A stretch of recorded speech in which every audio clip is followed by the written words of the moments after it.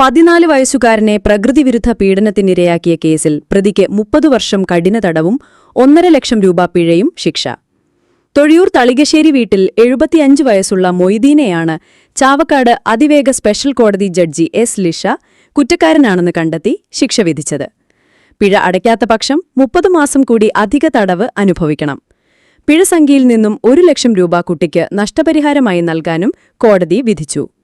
2023 December 30-നാണ് കേസിനാസ്പദമായ സംഭവം നടന്നത്. 8ാം ക്ലാസ്സിൽ പഠിക്കുന്ന 14 വയസ്സ് പ്രായമായ ആൺകുട്ടിയെയാണ് ഇയാൾ പീഡിപ്പിച്ചത്.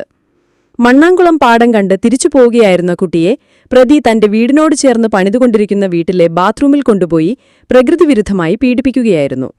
പിന്നീട് കുട്ടിക്ക് 100 രൂപ നൽകുകയും വിവരം പുറത്തു പറയരുതെന്ന് ഭീഷണിപ്പെടുത്തുകയും ചെയ്തു. എന്നാൽ പരാതി ലഭിച്ചതോടെ Guruvayur police senior CPO MK Jancy കുട്ടിയുടെ മൊഴി രേഖപ്പെടുത്തി. Inspector VC Suraj FIR register ചെയ്യുകയും ചെയ്തു. SI ഷബീബ് റഹ്മാൻ തുടരന്വേഷണം നടത്തി പ്രതിക്കെതിരെ കുറ്റപത്രം സമർപ്പിച്ചു. പ്രോസിക്യൂഷൻ ഭാഗത്തുനിന്നും 14 സാക്ഷികളെ വിസ്തരിക്കുകയും 17 രേഖകൾ ഹാജരാക്കുകയും ചെയ്ത ശേഷമാണ് വിധി പ്രസ്താവിച്ചത്. പ്രോസിക്യൂഷനു വേണ്ടി special public prosecutor advocate Siju Muttath, advocate C Nisha എന്നിവർ ഹാജരായി.